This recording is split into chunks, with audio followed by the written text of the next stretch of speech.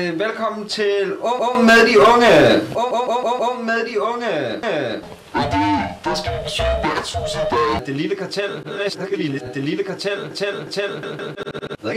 Som ligger nede i Store Kalkegade. Og her skal vi tale med nogle unge mennesker om, hvad de går og fordriver tiden med, når de ikke er på arbejde. Så hæng på! Jens, som vi har mødt nede på værtshuset, det lille kartel. Ja, det er det lille kartel her. Og Jens, jeg kan forstå, at du lige har fået fri fra arbejde. Ja, skulle jeg have en fyreaften bare hernede på Christel. Det er sådan en ny moderne ting, ikke? Og det skal man bare...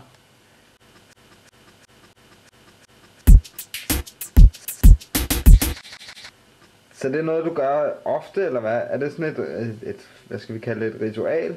Ja, og så kender jeg ham der står dernede ret godt, ikke? Altså... Han der, ikke? Så plejer han gerne at give en, når jeg kommer og sådan noget, ikke? Okay. Har du haft en lang arbejdsdag? Ja, det var sygt nok.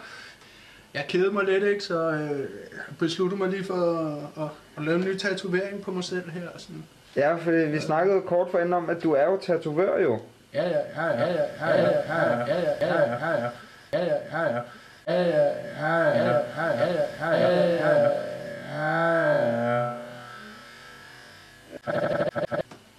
Og hvad er din yndlingstatovering, så du har? Den yndlingstatovering, jeg har, den viser jeg ikke. Den kan jeg ikke vise. Men jeg må indrømme, jeg er blevet lidt glad med den her nye, jeg har lavet. Ja. Den er sådan lidt, og så lidt damerne, ikke, når de læser den, ikke, så bliver de sådan lidt. Det var i går nat, ikke, og så, eller, i går aftes eller sådan noget, så var jeg lige nede, jeg skulle lige ned og have min, bare efter arbejde der og sådan noget, ikke. Hvordan krøller en tatovering? Det er... altså, det kan jeg sgu ikke forklare. Det er når man, jeg tror det er noget med, når man propper olien på bagefter, ikke? Og du bruger det med vand, og sådan noget, så når man er gammel, ikke? Sygt gammel, ikke? 65 år, det er jo rimelig meget, ikke? Så krøller den. Ja, okay. Så krøller den lidt.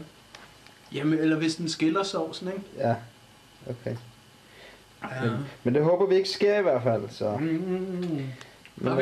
Bare vent til I ser den næste. Det må blive en anden gang, ikke også? Okay. Men tak fordi, at vi måtte snakke med dig. Ha' en fortsat god dag. Tak for det, mand.